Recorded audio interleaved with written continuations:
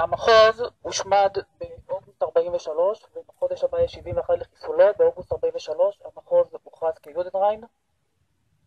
היום ביקרנו שם, ויכולים להגיד, כמו שיש פה מצעד החיים בין אושוויץ ובירקנאו, אנחנו עשינו את מצעד החיים הפרטי שלנו בין הגטו של סבתא שלי ישירות לפה. אני רוצה להקריא קטע מעדות של זונדר קומנדו, אשר פה מקילומטרים 5 ראה את המתרחש של השילוח הראשון של יהודי סוסן ובן דין בדרך למותם. כשהוא מלווה בשני הכפופים לו, סמל המחלקה ווס נעמד לפני ההמון וצעק בכל כוחו. עכשיו, תקשיבו היטב, אתם היהודים למה שיש לי לאמור.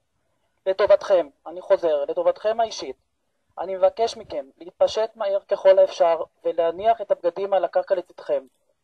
נאום זה, תמציתי באופן חריג, הוכיח כי ל-SS לא היה ספק, כי האנשים הניצבים מולם ידעו בדיוק מהו גורלם. לכן הם חסכו לעצמם את הטרחה לדבר על הצורך במקלחות ובחיטוי וכל שאר העמדת הפנים. מספר פקודות תמציתיות בהן הוסבר מה נדרש הספיקו.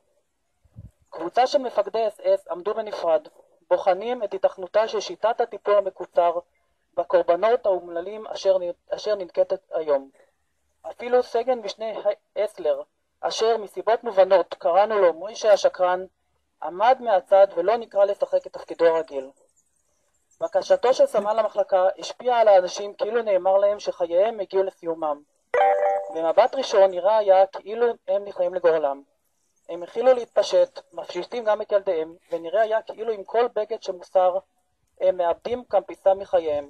חיים אשר עבור מרביתם היו החיים של עוני ומחסור. רבים נאבקו בדמעותיהם, חוששים שילדיהם יבעלו יתחילו שוב לשאול שאלות. גם הילדים הביטו סביב בעיניים עצובות. כעבור זמן קצר היו כולם מרומים. בעלים ונשים התחבקו, מלטפים את ילדיהם, ומנסים להרגיע אחד את השני.